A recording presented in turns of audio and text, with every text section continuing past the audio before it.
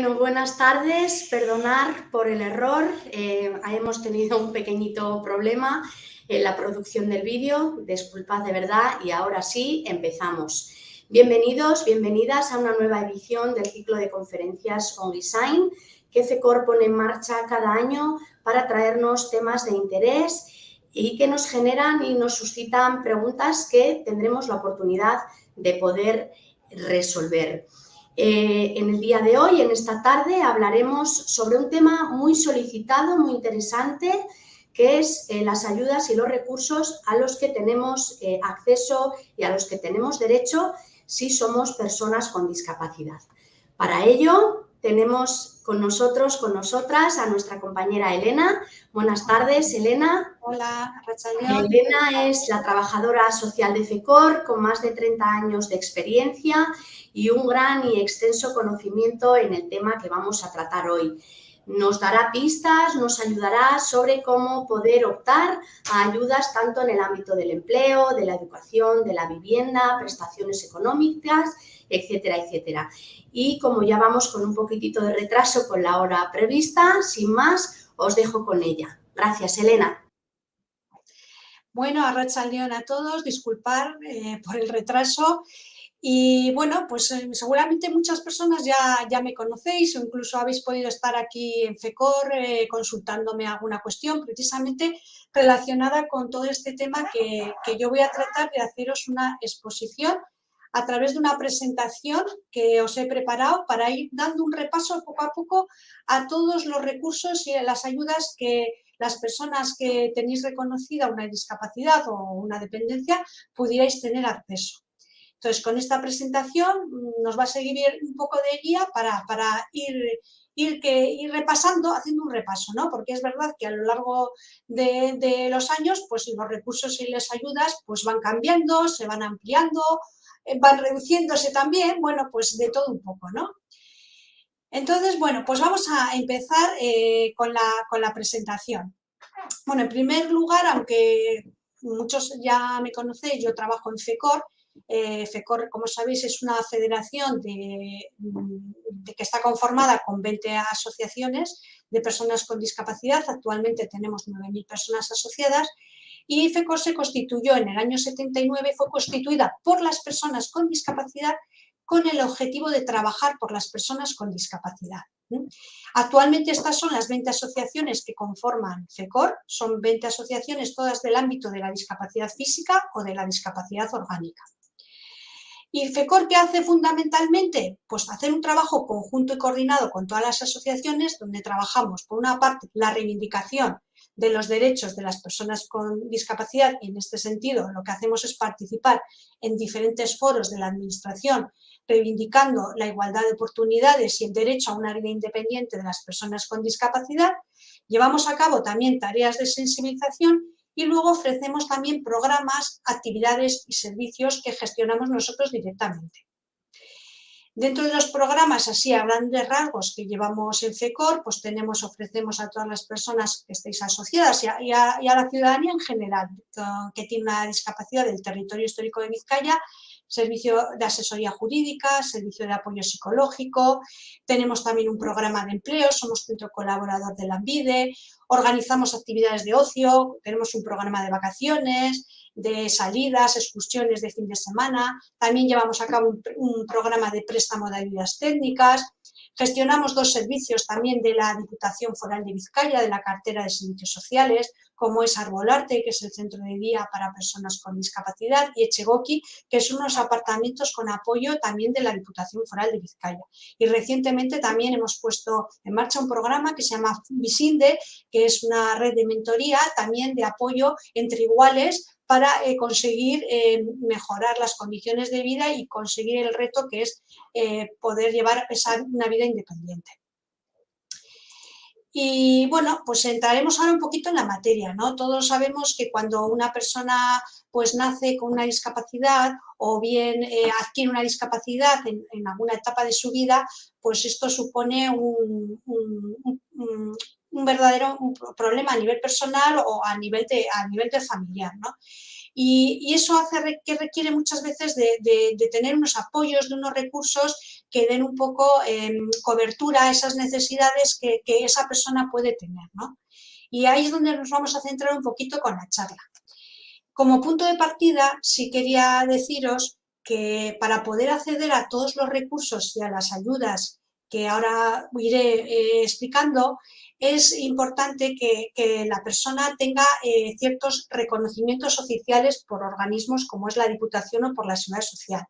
Fundamentalmente, podríamos decir que una persona con una discapacidad puede ser susceptible de ser reconocida con una valoración de discapacidad que lo que te hace es valorar las limitaciones físicas, psíquicas, orgánicas o sensoriales que puedas tener y eso se traduce en un porcentaje de discapacidad.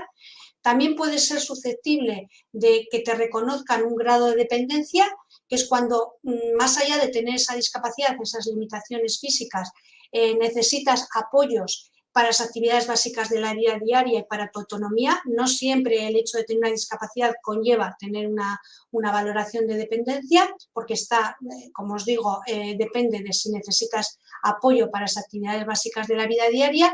Y luego otra posibilidad es tener un reconocimiento ya, en este caso por el INS, de una capacidad laboral. Y esto ya va asociado a aquellas personas que están trabajando o tienen un tiempo cotizado en la Seguridad Social y por una razón, o porque bien has tenido un accidente laboral, no laboral o una enfermedad, ya no puedas desarrollar tu trabajo como lo hacías o incluso no puedas trabajar ya en nada, ¿no? En cuanto al tema de la valoración de discapacidad, sí quería comentaros que en abril del año pasado, del 2023, se aprobó, después de casi 20 años, un nuevo decreto de valoración. Desde hacía ya años se venía trabajando, como 10 años, en una renovación del decreto, pues porque había cuestiones que habían quedado un poco obsoletas o se consideraban que tal como estaba el decreto no valoraba de manera justa a las personas. En colaboración con las entidades de la discapacidad, bueno, se trabajó durante años en la elaboración de este decreto, como os digo, está en vigor, y ¿qué valora? Valora pues la deficiencia que tiene la persona, la capacidad de lo que puede hacer o no, el desempeño, lo que realmente puede realizar, y luego también se están teniendo en cuenta los factores contextuales de limitaciones que puede tener la persona ocasionados por el entorno donde vive. Es decir, se tiene en cuenta también el entorno, que muchas veces es discapacitante para las personas con discapacidad, por no decirlo casi siempre. La valoración que te dan es lo mismo que antes, un 33% es como se acredita la condición de persona con discapacidad, y luego lo que sí que ha cambiado, la forma de valorar y de poner dentro de la valoración la movilidad reducida. Antes se establecía con un concepto que era por letras, A, que significaba, cuando te ponían eso, eras una persona en silla de ruedas, B, una persona que caminas con muletas, C, una persona con trastornos de tipo grave intelectual, cognitivo, y luego cuando eras una persona que podías caminar pero tenías problemas en la deambulación, pues por falta de equilibrio, lo que sea, te lo ponían a modo de puntos de 1 a 15 puntos. Aunque sí es verdad que se consideraba persona de movilidad reducida, o por lo menos para acceder a muchos de los recursos, el tener al menos 7 puntos en esa puntuación. Ahora, desde el nuevo decreto, ahora todo ya va por puntos. Y cuando se considera, en este caso, una persona con movilidad reducida, es cuando adquieres 25 puntos en esa valoración. ¿Quién valora la discapacidad? Aunque esto es una normativa estatal y es por igual en todo el territorio español, es la Diputación, en el ámbito de sus competencias, quien valora el reconocimiento de discapacidad. La tramitación la puedes hacer o bien en el servicio social de base de tu ayuntamiento o directamente a través de la página de manera online de la Diputación, o tú presentando la solicitud de manera presencial en un registro que hay habilitados de la Diputación. Yo suelo aconsejar que si quieres que sea un poco más rápido, lo hagas a través lo hagas tú directamente, porque si lo haces a través de la base, del servicio social de base, muchas veces, entre que tardan en veces en darte cita, pues es tiempo que se va retrasando para luego ya pasar esa valoración. Y una cosa muy importante es que antes de solicitar una revisión, se consulte, ¿no? Si merece la pena, porque ahora, como hay un nuevo decreto, claro, si tú pides una revisión pensando que estás peor que hace 5 años, con el nuevo decreto que te van a valorar, como los criterios han cambiado, y en algunos casos puede ser a mejor, pero en otros casos puede ser perjudicial, igual es a peor, igual algo que puntuaba antes 5 de lo que tú tenías, igual ahora te puntúa 3, ¿no? Entonces hay que consultar y tener mucho cuidado con hacer revisiones y enterarse bien antes, podéis consultarnos a nosotros o a las trabajadoras sociales de los ayuntamientos si merece la pena o no hacer una revisión, teniendo en cuenta pues, que ha habido un cambio normativo y eso puede tener consecuencias a favor o pueden ser favorables, depende del caso. Y lo que también ha habido es una modificación en cuanto a la ley de empleo en la que se establece que las personas que tienen reconocido una incapacidad laboral en grado total, absoluta o gran invalidez, se les equipara con un 33%. Esto viene recogido en una ley de empleo en la que ya en su momento se reconocía a todos los efectos esa equiparación. Después hubo una sentencia del Tribunal Supremo que hizo que cayera o sea, que ya no hubiese esa homologación, y recientemente con la nueva ley de empleo se ha conseguido recuperar, digamos, esa equiparación al 33% para quienes tienen esa incapacidad laboral de la seguridad social. Y luego, bueno, pues aparte de la resolución, la orden foral que os mandan a casa con ese porcentaje, también suelen mandar una tarjeta a modo de carné, que es la tarjeta acreditativa de la discapacidad, que es para que tú la lleves a modo de bolsillo, porque hay veces que en determinados sitios, museos, teatros o cuando viajas por ahí, en vez de ir con la resolución, todos los papeles, ¿no? Pues puedes acreditar a modo de carné de manera mucho más cómoda el que tienes una discapacidad. ¿Qué hay que tener en cuenta a la hora de lo de la discapacidad? Que cuando te llega la resolución tienes la posibilidad de recurrir si tú no estás de acuerdo, ¿no? En ese caso es bueno consultarla antes con profesionales o en la asociación en la que estés o aquí en CECOR, si merece la pena, si recurrirlo, si puede estar bien, si puede estar mal y valorar un poco si merece la pena hacer un recurso, ¿no? En la resolución que os llega os mandan con la fecha de resolución en vigor, si es definitiva o provisional, si es provisional os viene con una fecha. Hay un plazo, el plazo que tardan desde que solicitas a cuando te hacen la valoración, el plazo establecido es un máximo ahora con la nueva normativa de 6 meses, porque antes han llegado a tardar hasta 8 o 9 meses en llamarte para hacer ese reconocimiento, y luego también se establece un periodo más corto en casos de urgencia, como cuando se trata de discapacidades de tipo degenerativas, como puede ser una ELA, y se establece un máximo de tiempo para valorarte de 3 meses. También generalmente las valoraciones te citan en un sitio de manera presencial, pero ahora cabe la posibilidad también con este decreto que puedan hacerte telemáticamente la valoración con los informes que tú has enviado, y a la vista de los mismos pues pueden decir no hace falta que vengas y mantenemos un encuentro telemático, ¿no? Sí es importante también, cuando te mandan la resolución solo te viene el porcentaje y te viene la puntuación del baremo de movilidad. Y no, en realidad con eso pues no sabes, ¿no? Realmente qué me han valorado, me habrán valorado todo, yo qué sé si está bien o está mal, ¿no? Nosotros lo que aconsejamos es que se pida el dictamen de la valoración, que digamos que es un poco como las tripas, ¿no?, de la valoración, donde ya te ponen qué patologías te han valorado, los puntos que te han ido dando, porque de cara a si no estás de acuerdo y poder hacer un recurso, podamos ver cómo te han valorado y tener unas pistas a la hora de elaborar ese recurso. Bueno, ¿y a qué recursos tengo acceso si me han reconocido un 33%? Que esa es la condición para poder casi siempre acceder a los recursos. Luego, en algunos casos, pues se pide un porcentaje más elevado según para qué cuestiones, que son las que iremos ahora comentando, ¿no? Pues puedes acceder a temas desde pensiones de carácter no contributivo, prestaciones de la seguridad social, para poder acceder, por ejemplo, a un centro de día, a una residencia, necesitas también una valoración de discapacidad. para poder tener el complemento de cara a la renta de garantía de ingresos y cumplir los requisitos también. Existen beneficios fiscales en compra de coche, deducciones en la declaración de la renta, en el impuesto de sucesiones, ampliación en el descanso de maternidad, ayudas en el transporte, vivienda, empleo, de cara a la jubilación anticipada. Bueno, vamos a ir viendo un poquito, dando un repaso un poquito a todas ellas, ¿vale? En principio, existen unas ayudas para atención temprana, para niños y niñas entre 0 y 6 años. Es un servicio gratuito de la Diputación que está dirigido a niños y niñas que tienen algún trastorno en su desarrollo o riesgo de padecerlo. Aquí lo que se ofrecen son tratamientos especializados de fisioterapia, de logopeda, de terapia ocupacional.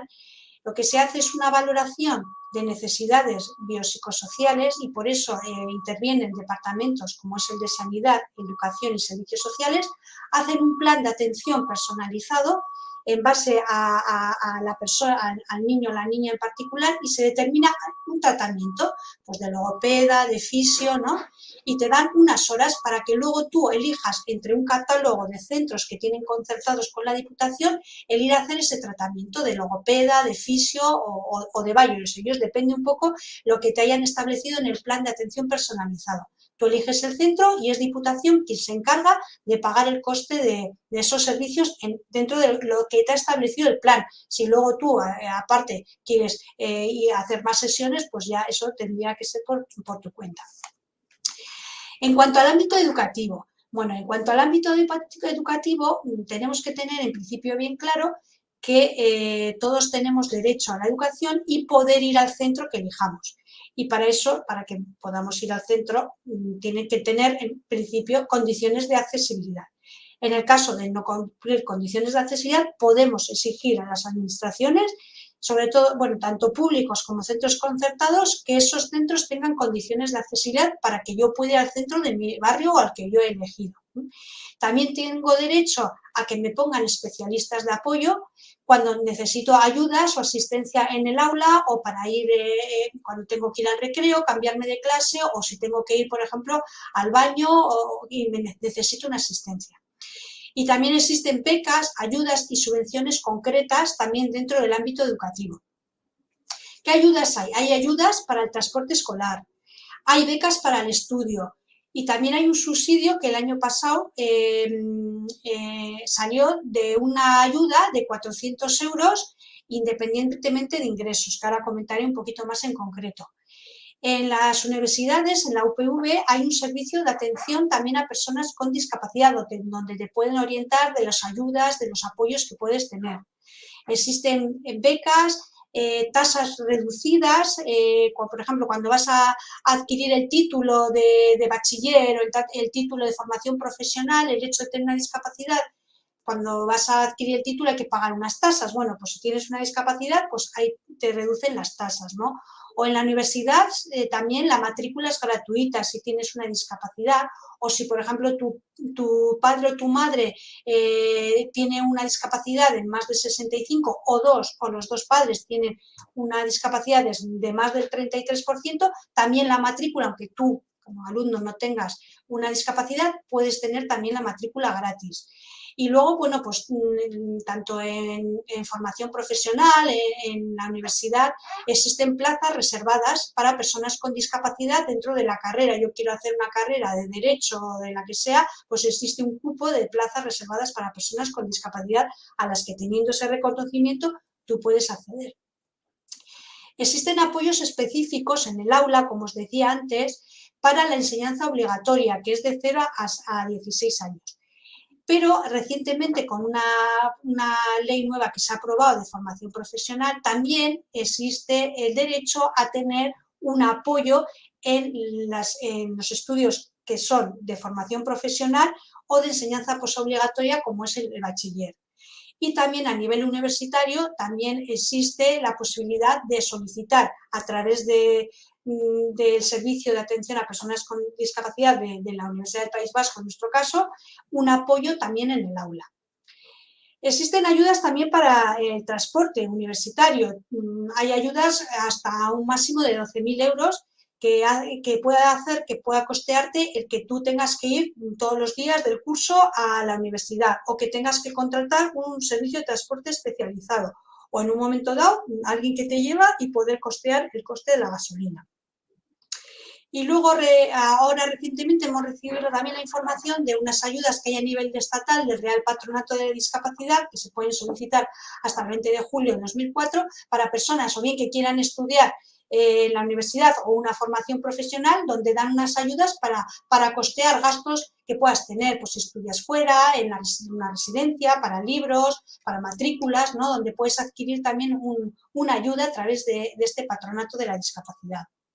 Como os decía, en el curso este 2023-2004 existe como novedad, hay una ayuda, un subsidio de 400 euros, que el objetivo es cubrir los gastos adicionales que pueda tener de carácter excepcional derivados de la escolarización. Y esto se da a alumnos que tienen alguna necesidad específica de apoyo educativo o que tengan, por ejemplo, un trastorno grave de conducta o que tengan trastornos graves de la comunicación o algún problema en el lenguaje asociado a necesidades educativas especiales, a alumnado con trastornos del espectro autista o con algún problema o un tema asociado a altas capacidades, ¿no?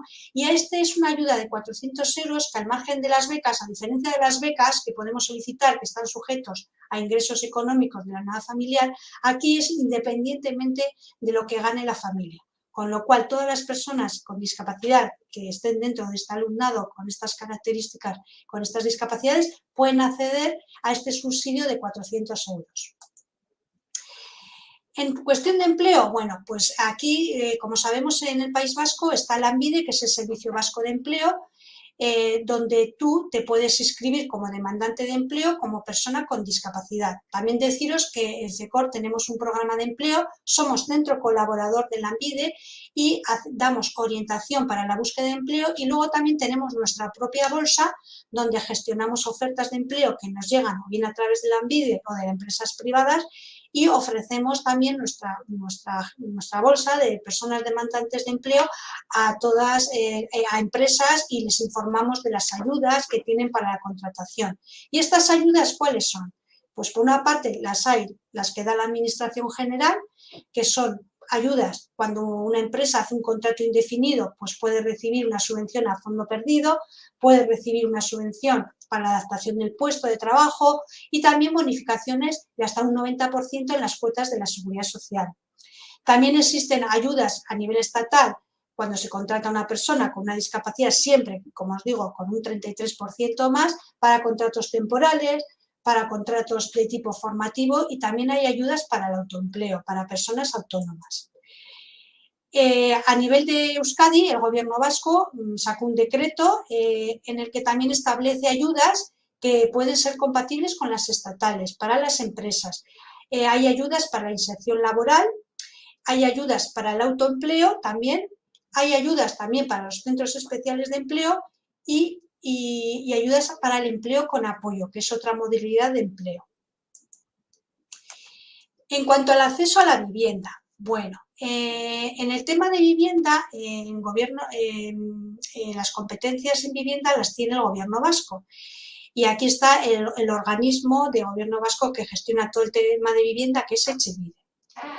Si tú necesitas una vivienda porque no está adaptada o no tienes vivienda y necesitas una vivienda adaptada, puedes inscribirte en Etxebide o bien como demandante de vivienda adaptada en compra o en alquiler, lo que no puedes apuntarte a las dos modalidades, o en compra o en alquiler. Para poder optar a una vivienda, a inscribirte en Etxebide, en principio la generalidad es no tener vivienda en propiedad. Pero en el caso de que seas una persona de movilidad reducida y tu vivienda no reúna condiciones de accesibilidad, o bien en el interior, o bien porque no tienes ascensor o no tienes escaleras para llegar al ascensor, puedes acreditar esa condición y puedes estar inscrito en Etxebide como demandante de vivienda y concursar también a esa oferta de vivienda, tanto de compra como de alquiler. La condición siempre va a ser que tengas reconocido dentro de esa valoración la movilidad reducida, que tengas el A, B, C, 7 puntos o más, o ahora con la nueva normativa 25 puntos de movilidad reducida. En el ámbito de la vivienda, también desde el Gobierno vasco existen ayudas para obras de accesibilidad en edificios, tanto para las comunidades de propietarios como a nivel individual, para instalación de ascensores, rampas, barandillas, ¿no? Esas son ayudas que tiene el Gobierno vasco que tú puedes solicitar en función de los ingresos individuales que uno tenga, te dan más o menos ayuda para hacer frente a esas derramas que a veces, bueno, pues para poner un ascensor o una rampa, barandillas, o quitar unas escaleras de acceso al ascensor, no hace falta, ¿no? Poner. Entonces puedes pedir una ayuda al Gobierno vasco. También existen deducciones de las obras que puedes acometer en casa, como por ejemplo cambiar una bañera por una ducha por razones de accesibilidad, eso te lo puedes deducir en el IRPF. Existen también bonificaciones para el permiso de obras, cuando se tratan de obras debido a un tema de accesibilidad. Eso ya depende de cada ayuntamiento. El Ayuntamiento de Bilbao, por ejemplo, tiene una bonificación de un 90% en el permiso de obras. Otros ayuntamientos pueden tener más o menos, o en algún caso igual ninguna bonificación. Eso hay que preguntar en cada ayuntamiento, en el caso de que acometas una obra y pidas ese permiso de obras. Por otra parte, el Gobierno vasco tiene Alokabide. Alokabide es el organismo que gestiona lo que son todo el parque de vivienda social y dotacional de alquiler, donde tú estás apuntado en el caso de que tú hayas pedido una vivienda en régimen de alquiler. Y luego hay otro programa que se llama Bizigune, que son viviendas de personas particulares que ponen a disposición del Gobierno vasco para que esas personas que están inscritas en Etxebide como demandante de vivienda en alquiler puedan optar también a esas viviendas que también tienen un precio más asequible, no tanto como si fuese una vivienda de VPO, pero que también es un programa que el precio es un coste más barato que lo que es en el mercado libre y en algunas ocasiones, no mucho, en mi según él, puede haber también vivienda adaptada. Cuando estés inscrito en Etxebide como demandante de vivienda de alquiler y claro, muchas veces puedes estar mucho tiempo esperando y la vivienda no te llama, no te ofrecen una vivienda, ¿no? Tienes la posibilidad de, si te reconocen lo que se llama el derecho subjetivo en la vivienda, poder acceder a una ayuda mientras tú estás en una vivienda libre de alquiler. Es decir, yo estoy en Etxebide, me he apuntado para una vivienda de alquiler, pero claro, mientras tanto no me llama, puede pasar tiempo y yo necesito una vivienda, ¿no? Entonces voy al mercado libre, alquilo una vivienda, pero estoy inscrito en Etxebide. En compensación, me pueden dar una ayuda de 300 euros para, en tanto en cuanto me llaman para una vivienda de VPO, pueda recibir al menos 300 euros de ayuda. Claro, para acceder a ese derecho subjetivo no es simplemente estar inscrita, ¿no? El derecho subjetivo se reconoce cuando llevas mínimamente 3 años de antigüedad inscrita en Etxebide y luego no superas unos límites de ingresos. Existen luego como ayudas al alquiler para la emancipación de jóvenes entre 18 y 35 años y también el programa Manchipa que se ha puesto en marcha este año en febrero para alquiler o pagos de créditos durante un máximo de 2 años de 25 a 29. Pero estas dos ayudas para jóvenes no se contemplan ninguna excepción ni ninguna discriminación positiva o un plus de ayuda, digámoslo así, por el hecho de que tengas algún tipo de discapacidad. Es algo que desde las entidades del tercer sector, desde la Confederación, hemos solicitado y seguiremos dando un poco la matraca de que la ayuda que se da se considere que en el caso de las personas con discapacidad pueda ser algo mayor, porque como sabéis encontrar un piso es difícil, ya que tenga ascensor, pues normalmente son más caros y tú sí necesitas una vivienda adaptada, accesible cuando menos, ¿no? Y esos costes de alquileres suelen ser por lo general en el mercado libre mucho más caros, ¿no? En el ámbito de la salud, bueno, ¿qué tenemos en el ámbito de la salud? Pues las personas que tenéis una pensión no contributiva, que recibís la RGI o el ingreso mínimo vital, o cobréis la antigua prestación de la LISMI o la pensión del Fondo de Bienestar Social, todas estas personas estáis exentas del copago farmacéutico, es decir, no pagáis nada de medicamentos. Eso va ligado a que tengáis esta prestación, estáis exentos del copago de medicamentos.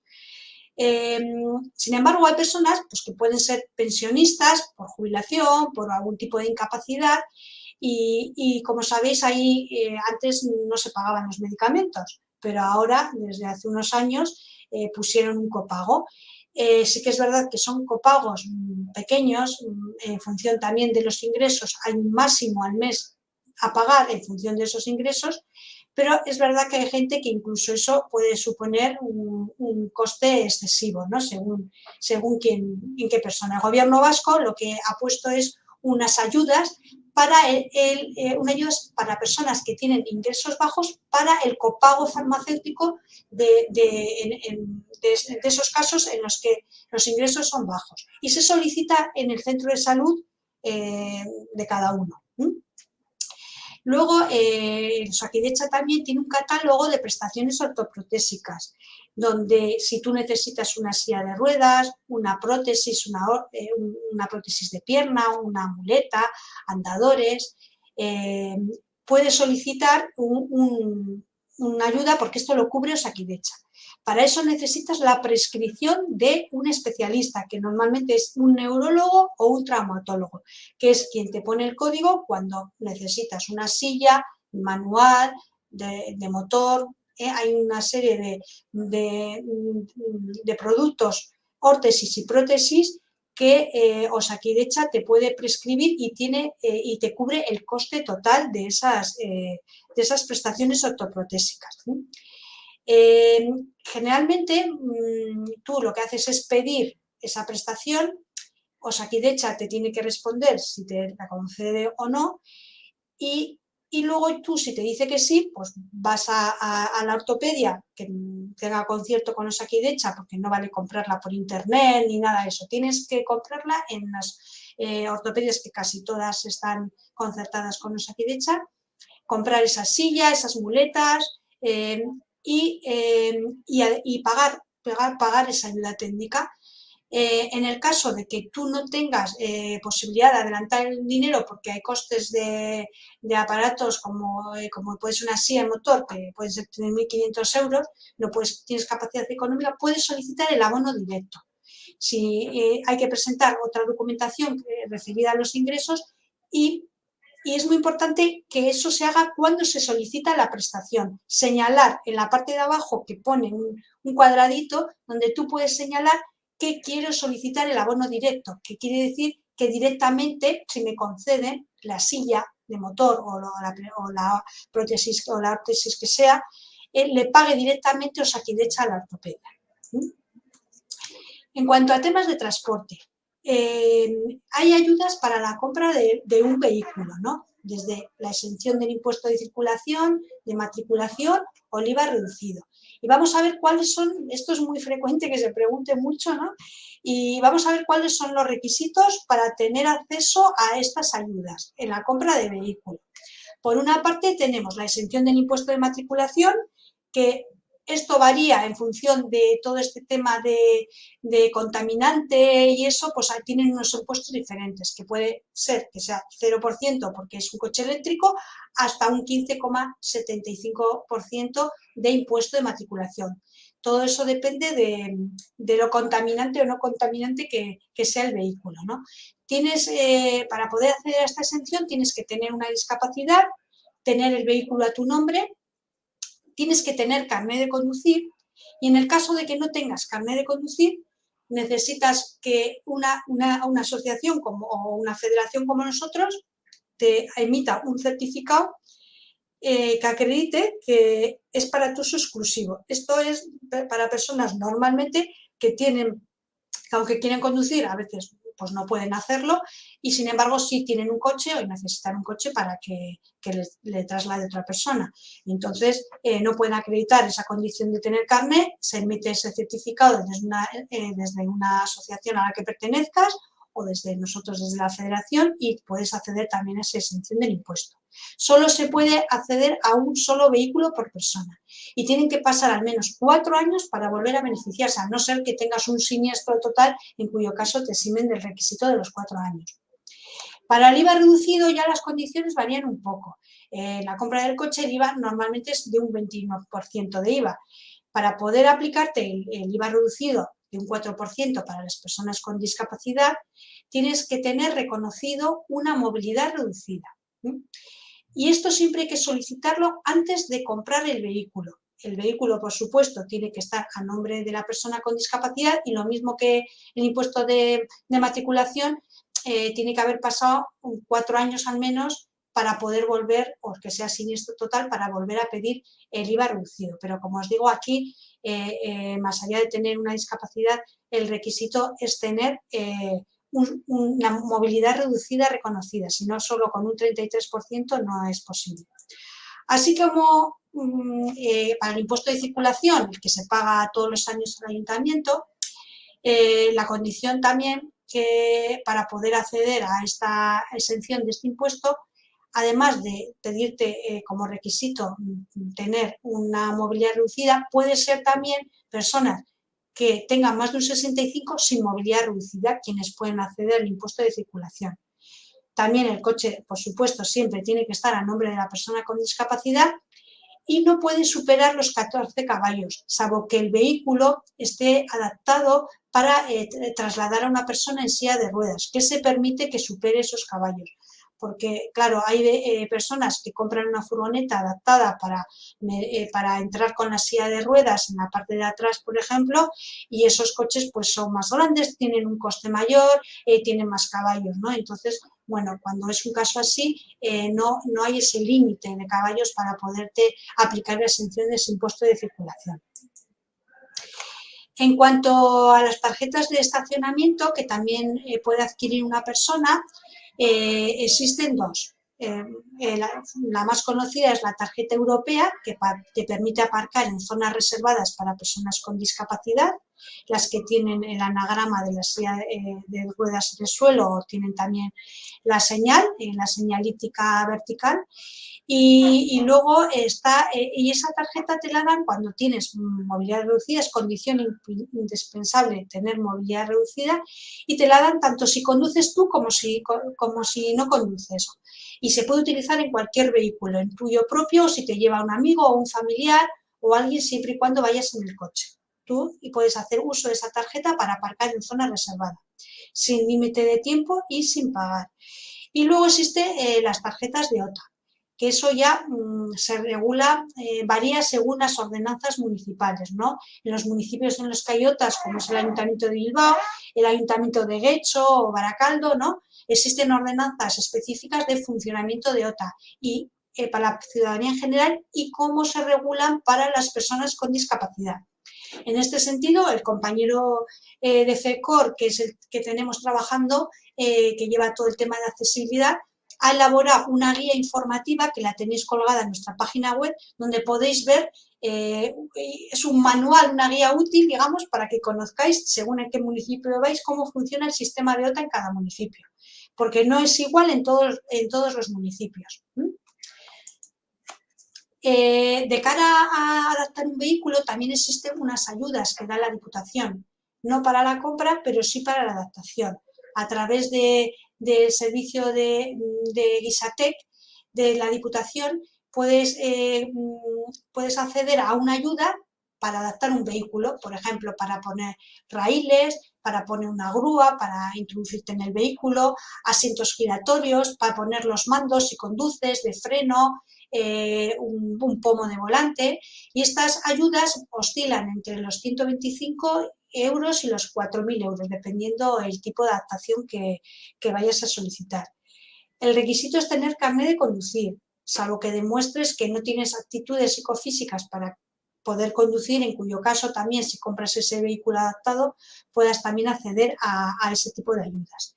Sí que es verdad que está sujeto a ingresos, pero en todo caso siempre hay una ayuda mínima de un 10% del máximo de ayuda a la que cualquier persona puede llegar a acceder.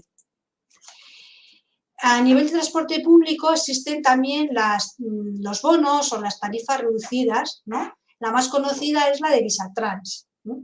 La tarjeta Visatrans, la roja, como muchos igual conocéis, que pueden adquirir las personas que son jubiladas y también personas con discapacidad, siempre y cuando tengan más de un 65%. Entonces, cuando pagas el billete, el precio, en vez de ser el precio, la tarifa normal, pues es reducida, creo que está ahora como en unos 0,32 el viaje, independientemente del recorrido que hagas. El precio es igual para todos.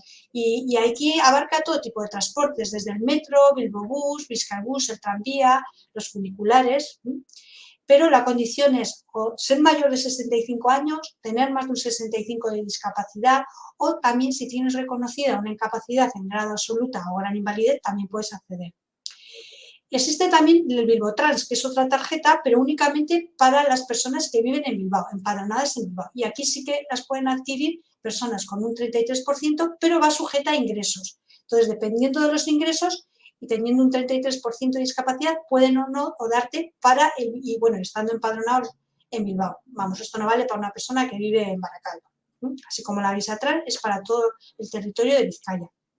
Y luego está la tarjeta dorada de Renfe, que te pueden hacer entre un 25 y un 40% de descuento según qué tren, y el acompañante también tiene este mismo beneficio. Existe también, como sabéis, en los transportes aéreos y en Renfe, el servicio Atendo, que te asisten cuando vas a utilizar, tienes que avisar que eres una persona con discapacidad, de movilidad reducida, y hay personas que están de apoyo para atenderte a la hora de entrar en el tren o coger el avión o incluso durante todo el trayecto. Sí que también hay que comentar que ahora, de cara al transporte de metro, autobús, las personas que van en silla de ruedas o que tienen algún trastorno grave de discapacidad intelectual o de conducta, también el acompañante puede entrar con el mismo billete sin tener que pagar billete el acompañante. Vamos a hablar un poquito de las pensiones. ¿Qué pensiones y prestaciones hay de la Seguridad Social? Por una parte están las pensiones contributivas por incapacidad laboral, que os las mencionaré porque esto ya sería otra charla, ¿no? Pensiones no contributivas, ahí están las pensiones por jubilación anticipada, a razón de una discapacidad, la prestación familiar por hijo a cargo, pensiones de orfandad y las pensiones a favor de familiares. Vamos a ir comentando un poquito a cada una de ellas. La incapacidad laboral, que es una incapacidad que afronta una persona que está trabajando como consecuencia de que ha tenido una enfermedad o ha tenido un accidente de trabajo. Y esa incapacidad puede ser temporal, lo que llamamos comúnmente la baja, estoy de baja, o puede ser permanente. Y una situación de incapacidad permanente puede conducir a que la persona pueda cobrar una pensión de la Seguridad Social si tiene el tiempo también cotizado, que se requiere según la edad, unos años cotizados. Existen diferentes tipos de incapacidad laboral. La baja, que es la ILT, incapacidad laboral transitoria, que es la baja. Hay otra incapacidad, son lesiones permanentes no invalidantes. Existe la incapacidad permanente parcial, que es cuando has tenido imagínate un accidente, se te han tenido que amputar un dedo, pero te queda una secuela y te dan una indemnización como 24 mensualidades, pero tú puedes seguir trabajando igual en el mismo sitio, en el mismo puesto de trabajo donde estabas. Luego está la incapacidad permanente parcial, que también es también una especie de indemnización de 24, perdón, esta es la de 24 mensualidades, la otra es como una indemnización dependiendo las secuelas que te hayan quedado. Y luego está la incapacidad permanente total, que es cuando te incapacitan para trabajar en lo que tú estabas trabajando, pero pudieras trabajar en otras cosas. Por ejemplo, yo soy albañil, he tenido un accidente, no puedo trabajar de albañil, pero puedo trabajar en una oficina de administrativo, ¿no? Entonces me pueden dar mi incapacidad total, pero claro, lo que cobras en función de la edad, si eres mayor o menor de 55 años, es el 55% o el 75% de la base de cotización. Y luego la incapacidad permanente absoluta es cuando no puedes trabajar en nada, en cuyo caso te dan el 100% de la base de cotización, y ya la gran invalidez es cuando adquieres que tienes unas lesiones que te impiden trabajar y además necesitas ayuda de otras terceras personas, en cuyo caso te queda una pensión del 150% de tu base de cotización. Luego, para aquellas personas que no han trabajado, no han cotizado lo suficiente, pero tienen una discapacidad igual o más del 65%, tienen la opción de acceder o bien a una pensión no contributiva o bien a una prestación familiar por hijo a cargo. La pensión no contributiva, aunque es una prestación estatal, pero en este caso se otorga desde la Diputación Foral de Vizcaya. Esta es una pensión si tienes más de un 65 y siempre y cuando no superen unos ingresos la unidad familiar. Está dirigida a personas entre 18 y 65 años y conlleva además que te den la tarjeta sanitaria, que es lo que os decía antes, ¿no? Quienes tienen una pensión no contributiva están exentos de copago, porque te dan esa tarjeta sanitaria y no tienes que pagar medicamentos. La pensión actualmente es de unos 517 euros por 14 pagas y aquellos que además tienen un 75% y una dependencia reconocida o 15 puntos en ATP, que era con la antigua valoración de discapacidad, se les complementa con 258 euros, pudiendo llegar a adquirir hasta 776 euros de pensión no contributiva. Quienes en un momento dado, por tema económico de la unidad familiar, no pueden acceder a esta pensión, cabe la posibilidad de solicitar la prestación por hijo a cargo, digamos, como plan B, ¿no? No me dan esta porque mi familia, mi padre, mi madre trabajan, mis hermanos superan los límites, pues podría solicitar la prestación familiar por hijo a cargo. La diferencia es que aquí la prestación tú no eres titular, la no contributiva eres titular, pero la prestación por hijo a cargo, tu padre o madre es el titular y tú eres el beneficiario. La cuantía es menor y no tiene pagas extraordinarias. También tiene un complemento, en este caso de 235 euros, si tienes más de un 75%. Y solamente, como os decía, está sujeto a ingresos personales. En un momento dado, tú incluso podrías trabajar, pero si tienes un trabajo a media jornada donde ganas 500 euros al mes, siempre y cuando no ganes más del salario mínimo interprofesional anual, puedes recibir esta prestación familiar por hijo a cargo. Y además, estas dos prestaciones, como novedad, pueden ser complementadas con la RGI.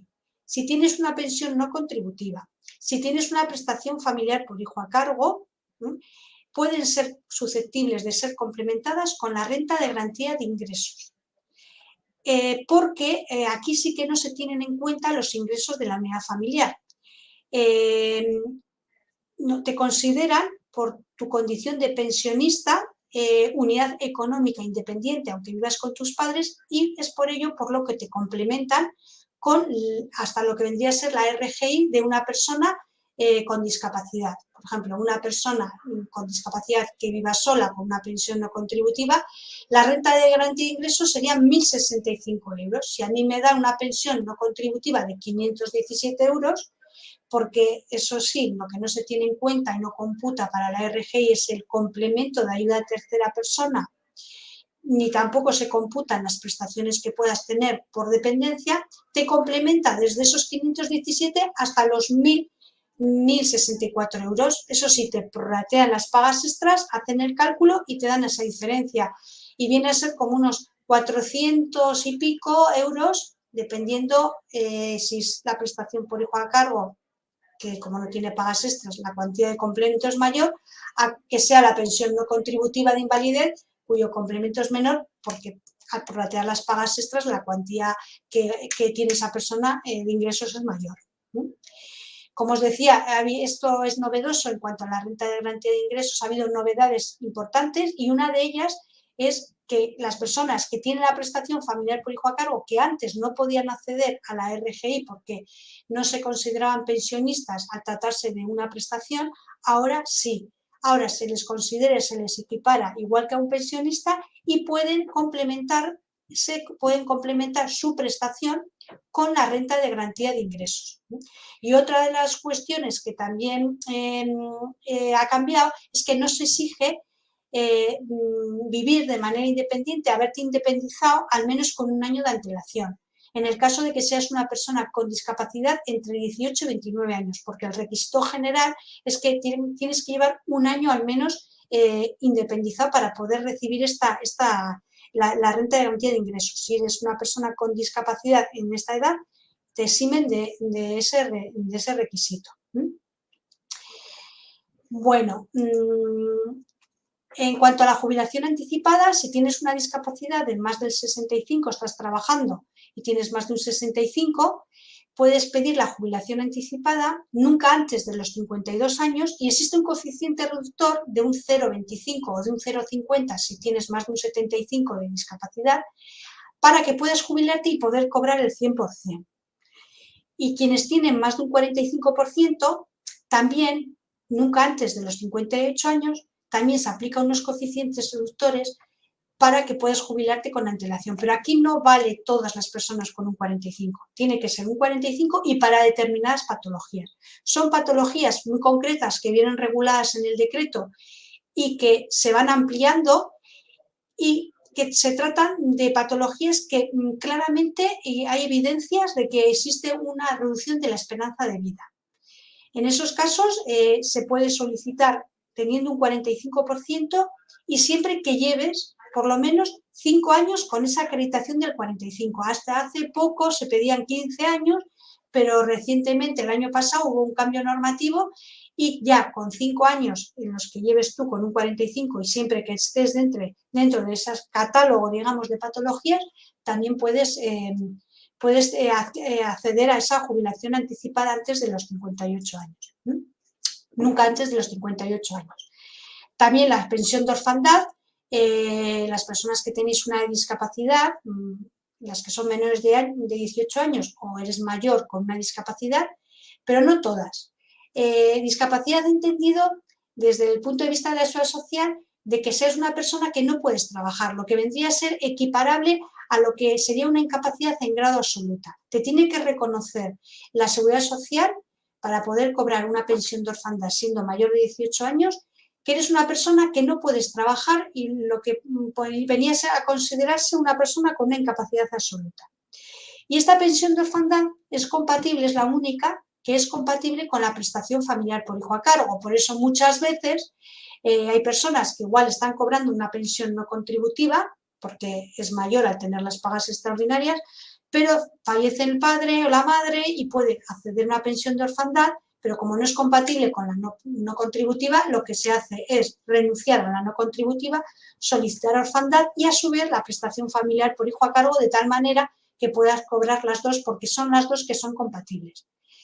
La cuantía que se cobra de orfandad, pues eso ya depende un poco de la base de cotización del causante, del padre o de la madre en cada caso. Existe otra pensión que es la que se llama a favor de familiares, que se trata de compensar la situación de necesidad económica de familiares que han convivido, hay que demostrar que se ha convivido y que dependían económicamente de la persona fallecida. En cuanto a deducciones en la declaración de la renta, ¿no? Existen deducciones en la declaración de la renta para cuando el padre o la madre hace una declaración de la renta puede aplicar, y tiene un hijo con discapacidad, puede aplicarse unas deducciones. O la propia persona tiene una discapacidad que hace la declaración de la renta, se puede hacer unas deducciones. También en lo que es las retenciones que te aplican en la nómina, pues si eres una persona con discapacidad, la retención que te aplican es menor a si no tienes una discapacidad. Las deducciones, por ejemplo, de este año en la declaración de la renta que se ha hecho ahora en 2023 correspondiente al 2022, pues depende del grado de discapacidad o de la dependencia, ¿no?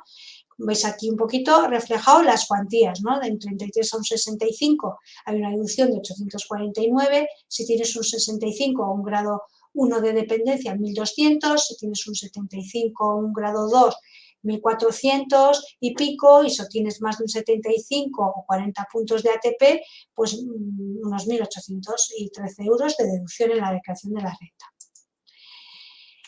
Hay un organismo en Diputación que se llama Guisate. Guisate es un servicio de la Diputación que ofrece una exposición de ayudas técnicas y ofrece orientación sobre productos de apoyo, asesoramiento, cuando no tienes mucha idea de pues, qué grúa comprar, qué cama articulada, cuál me puede venir mejor. Hay personas especializadas en el centro de Guisater donde te pueden asesorar sobre qué producto de apoyo te puede ser más adecuado según la discapacidad que tú tengas.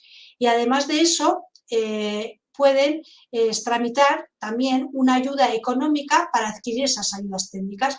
Ayudas técnicas siempre que no sean cubiertas por otro organismo, como puede ser Osakidetza, en el caso de una silla de ruedas o una prótesis o unas muletas, ¿no? Normalmente son ayudas técnicas que no cubre Osakidetza, ¿no? Como puede ser una cama articulada, una adaptación del baño, anchar puertas, grúas, Entonces, puedes solicitar esa ayuda económica que también te dan, hay un máximo de ayuda en función de ingresos, pero siempre hay un mínimo de un 10% del máximo de esa ayuda, lo mismo que hemos hablado antes de las ayudas para adaptar el vehículo, que están dentro del catálogo de ayudas técnicas de Guisater, donde puedes adquirir también y te pueden dar una ayuda económica. Y luego, bueno, existen otras ayudas, por mencionarlas, porque claro, al final es dando un repaso, ¿no? Puedes acceder, si tienes una discapacidad, al abono social de Telefónica, existe el bono luz de calefacción y de luz también para personas con discapacidad.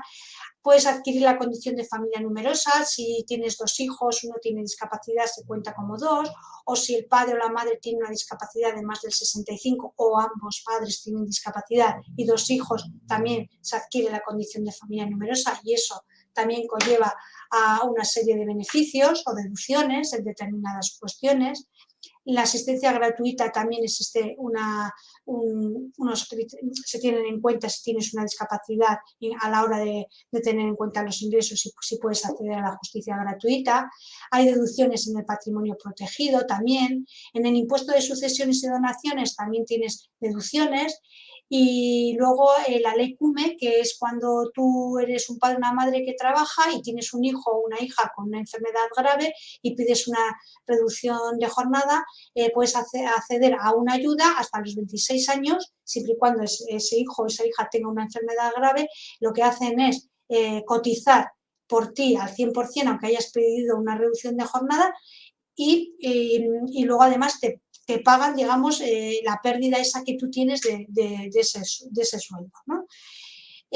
Solo puede hacerlo uno de los 2 padres, o el padre o la madre. Y luego existen ayudas también por nacimiento de hijo o hija para la ciudadanía en general, y en el caso de que se trate acredites que es un hijo con discapacidad, la ayuda que te dan es mayor.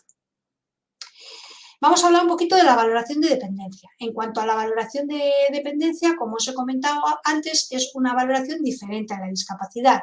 Yo puedo tener una discapacidad, pero no tener una dependencia, porque esto tiene que ver con que sea una persona que necesito ayuda para las actividades básicas de la vida diaria, entendido como ayuda para poder comer, vestirme, asearte, para hacerme transferencias, en caso de discapacidad intelectual para orientarme, para gestionar el dinero, ese tipo de cuestiones.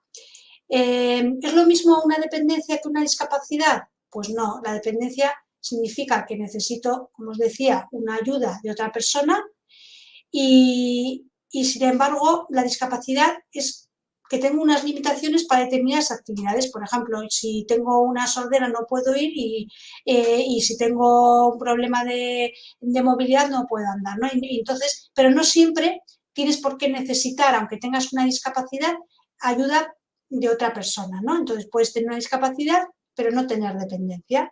Es más raro, pudiera darse la circunstancia de que alguien que tenga acreditada una dependencia no tenga discapacidad del 33. Eso es más raro, pero podría darse el caso. No he llegado a ver ningún caso así. Lo primero que tengo que considerar es eso, si estoy en un estado de dependencia, pues necesito ayuda para comer, para vestirme, para las actividades básicas de la vida diaria, pues como para el cuidado personal, para actividades domésticas, a la hora de salir a la calle, si tengo dificultades a la hora de gestionar el dinero, de hacer compras, ¿no? De orientarme, de tender órdenes. En ese caso es cuando pueden llegar a considerarte que tienes una dependencia.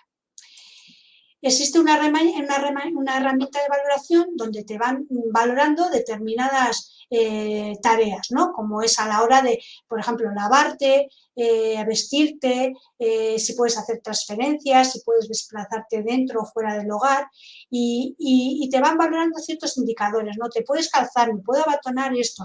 Y dices, sí, no, ¿qué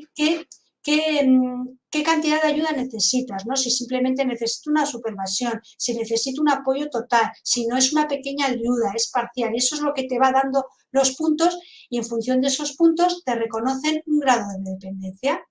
El grado de dependencia hay tres grados. Grado 1, que se llama dependencia moderada, grado 2, dependencia severa o un grado 3, que es la gran dependencia. Y dentro de estos grados de dependencia hay como dos niveles en función de los puntos que te den. En las resoluciones que podéis ver aparecen unos puntos, pone grado 1, ya no aparecen los niveles, en las valoraciones iniciales sí aparecía nivel 1 o nivel 2 y en las actuales ya solamente ponen el grado y los puntos. Y aparte, cuando te van a hacer la valoración de dependencia, que es algo que te valoran en casa, en domicilio, te hacen el PIA, el Plan Individual de Atención. ¿Y qué es eso? Pues el Plan Individual de Atención son los servicios y prestaciones económicas a los que tú podrías tener acceso a razón de ese grado de dependencia que tú tengas. ¿Qué servicios o prestaciones puedo acceder? En cuanto a servicios, a razón del grado de dependencia que me den, puedo desde acceder a un servicio de teleasistencia, puedo pedir una ayuda a domicilio, puedo pedir una plaza en un centro de día de personas con discapacidad o de personas mayores. También contempla centros de noche, pero realmente en la práctica no existen centros de noche, existen centros de día, pero no de noche. Puedo pedir una plaza residencial de carácter temporal o permanente. Eso es lo que me da acceso a que tenga reconocido un grado de dependencia. Y luego también puedo acceder a prestaciones económicas y hay 3 prestaciones. La prestación económica para el cuidado en el entorno familiar, que eso es un dinero que te dan en función del grado, que oscila entre los 500 y pico euros y los 180, en función del grado, cuando vivo en casa y un familiar es el que se ocupa de apoyarme en aquellas tareas que yo necesito ayuda. Y la prestación económica de asistencia personal es otra ayuda económica de mayor cuantía en función del grado, entre 800 y pico y 300 euros, que me dan para que yo contrate a una persona de manera particular, o bien por el régimen de empleada de hogar, o bien por el régimen de empleada de hogar, o a través de una empresa que puedo contratar los servicios y contrato a una persona que me atienda. ¿No? Tanto una como otra no son compatibles. O sea, o tienes la prestación de cuidados en el entorno familiar o la prestación económica de asistencia personal. Y luego hay otra prestación que es la vinculada a un servicio, que eso es cuando yo he pedido una plaza en residencia, estoy en lista de espera y yo tengo la necesidad, voy a una residencia privada, me la tengo que pagar, puedes pedir una ayuda económica en tanto en cuanto te dan una plaza pública para hacer frente al coste, en parte no te dan una ayuda en función de ingresos también, para hacer frente a al coste de esa residencia. Las cuantías que hay para, por ejemplo, para los cuidados del entorno familiar, hay unas cuantías que en función, como os decía, del grado, que veis aquí, y en función de los puntos que cada uno tenga, pero siempre, en cualquier caso, hay una cuantía mínima. Porque a la hora de dar una cuantía o la cuantía mínima, esto tiene que ver porque hay unos coeficientes reductores que se aplican en función de que si vas a un centro de día, de si tienes unos ingresos superiores a cierto dinero o tienes un complemento dentro de la pensión de gran invalidez o de pensión no contributiva de ayuda tercera persona que también se deduce de la cuantía inicial. Estas son las cuantías que se dan a nivel de asistencia personal, que como veis son mayores que las de la prestación de cuidados en el entorno familiar. Y también existe un mínimo de cuantía en todo caso, de entre 200 y los 100 euros. La vinculada al servicio también existe un máximo y un mínimo de cuantía.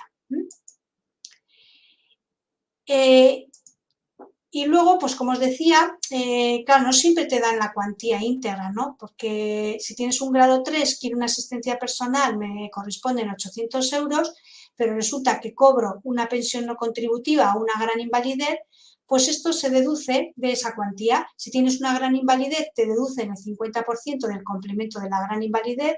Si tienes una prestación por hijo a cargo o una no contributiva, ese complemento también se deduce. Y también hay una deducción a razón de los ingresos personales que puedas tener y si utilizas algún servicio, pero siempre hay un mínimo garantizado.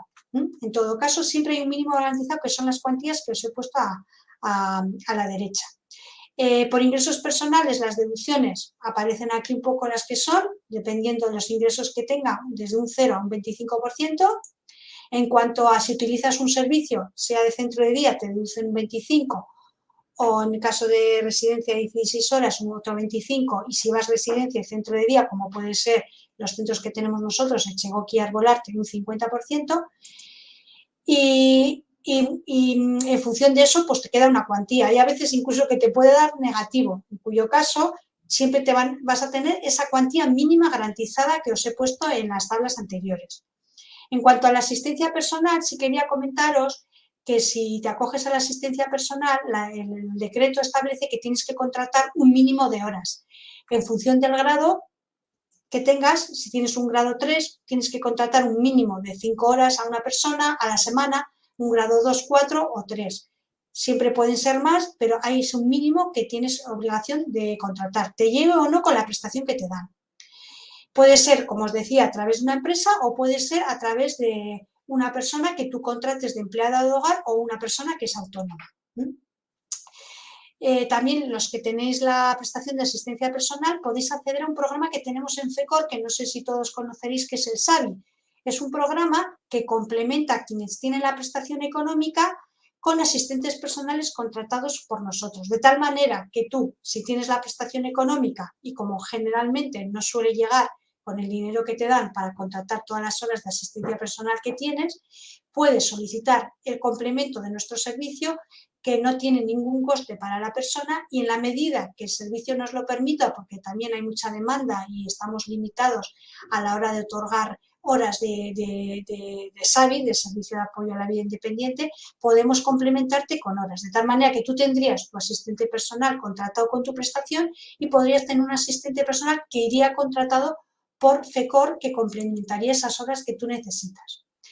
¿Puedo solicitar si empeoro una revisión del grado de dependencia? Sí, si hay una mejoría o un empeoramiento, lo lógico si hay un empeoramiento que pidas una revisión, o si hay un error de diagnóstico en la aplicación del baremo. ¿Pueden ser revisadas también las prestaciones que me dan por dependencia? Sí, si varía la situación personal, si varían los requisitos por los cuales te dieron esa prestación, de esas prestaciones de la dependencia, o por si hay un incumplimiento, ¿no?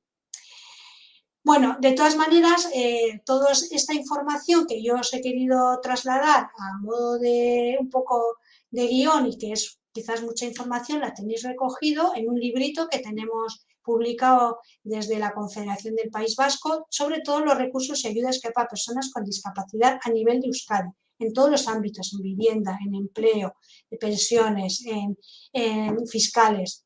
Todo esto lo tenéis recogido. Es un libro que si venís por aquí, os lo podemos dar en persona, o también lo tenéis en nuestra página web, que podéis acceder a ella. Y bueno, decir que nosotros nos encontramos, tenemos FECOR, dispone de diferentes locales, uno en Deusto, que es donde yo estoy situada, tenemos también otro local en Deusto donde hace actividades de diferente tipo, está el Servicio de Apoyo Psicológico, Visinde, SAVI, otro centro que tenemos en Santuchu que lleva el programa de empleo, y luego Echegoki, que son unos apartamentos también de la Diputación que gestionamos, que están en Churdinaga. Y nada, para cualquier consulta, cualquier duda que tengáis, aquí tenéis mi correo electrónico, el teléfono donde podéis poneros en contacto, y también pues podéis coger una cita conmigo para ya de manera particular poder consultar. Y ahora, bueno, pues a aquellas personas que queréis hacer alguna pregunta, alguna duda, pues estoy a vuestra disposición. Bueno, Elena, la verdad es que ha sido intenso, interesantísimo, súper completo. Tengo que decir que debido al error inicial que hemos tenido con la transmisión, pues bueno, muchas personas no han podido acceder en directo a la charla porque no disponían del enlace directo, es verdad. Pero bueno, deciros que esta charla se va a quedar grabada en nuestro canal de YouTube y que podéis acceder cuantas veces queráis. Y como bien ha dicho Elena, bueno, pues si te ha quedado alguna duda o quieres consultar alguna cuestión más a nivel particular, pues podéis llamar al teléfono de FECOR 94-405-3666 para coger cita con ella. Y también podéis acceder y coger cita a través de nuestra página web. Puesto ahí fecor@fecor.com, que es el correo electrónico, pero no, es www.fecor.com. Y bueno, pues debido al error inicial, a que hemos empezado un poquito tarde, a que hemos hablado largo y tendido, Elena, y a que, pues lo dicho, no muchas personas han podido permanecer en la charla, con lo cual, bueno, pues no hemos tenido muchas cuestiones que no hayan sido ya resueltas a lo largo de tu charla. Pues bueno, pues sin más, yo creo que podemos dejarlo aquí, dando gracias a todas las personas que nos han acompañado esta tarde y repetimos, la charla quedará grabada en nuestro canal de YouTube. Muchas gracias, Elena. Nada, vosotros. Agur.